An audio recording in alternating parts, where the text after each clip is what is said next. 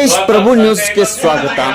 ಸಂಕೇಶ್ವರ ಪಟ್ಟಣದ ಪ್ರವಾಸಿ ಮಂದಿರದಲ್ಲಿ ಹುಕ್ಕೇರಿ ವಿಧಾನಸಭಾ ಮತಕ್ಷೇತ್ರದ ಕ್ರಿಯಾಶೀಲ ಶಾಸಕರಾದ ನಿಖಿಲ್ ಉಮೇಶ್ ಕತ್ತಿ ಇವರು ಶುಕ್ರವಾರ ದಿನಾಂಕ 24 ಏಪ್ರಿಲ್ 2026ರಂದು ಸಂಜೆ ಆಗಮಿಸಿ ಕುಂದುಕೊರತೆಗಳನ್ನು ಆಲಿಸಿದರು. ಪುರಸಭೆ ಸಂಕೇಶ್ವರಕ್ಕೆ ನೂತನವಾಗಿ ಆಗಮಿಸಿದ ರೆವಿನ್ಯೂ ಆಫೀಸರ್ ಮಲ್ಲಿಕಾರ್ಜುನ್ ಬಿ ಗುಡಿಕೇತರ್ ಇವರು ಶಾಸಕರನ್ನು ಭೇಟಿ ಮಾಡಿದರು.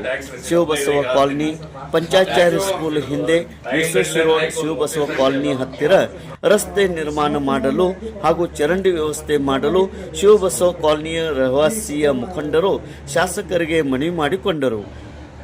ಕ್ಷಣವೇ ಶಾಸಕರು ಮುಖ್ಯಾಧಿಕಾರಿಗಳಿಗೆ ಕೆಲಸ ಮಾಡಲು ಸೂಚಿಸಿದರು. ಹೀಗೆ ಅನೇಕ ಮನವಿಗಳನ್ನು ಶಾಸಕರು ಸ್ವೀಕರಿಸಿ ಆಲಿಸಿದರು.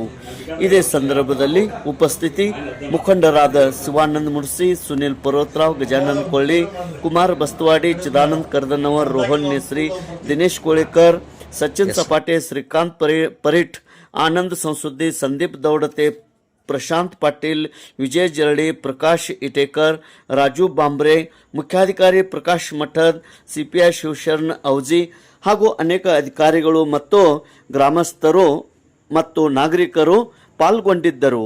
ತೇಜ್ ಪ್ರಭು ನ್ಯೂಸ್, ಸಂಕೇಶ್ವರ್.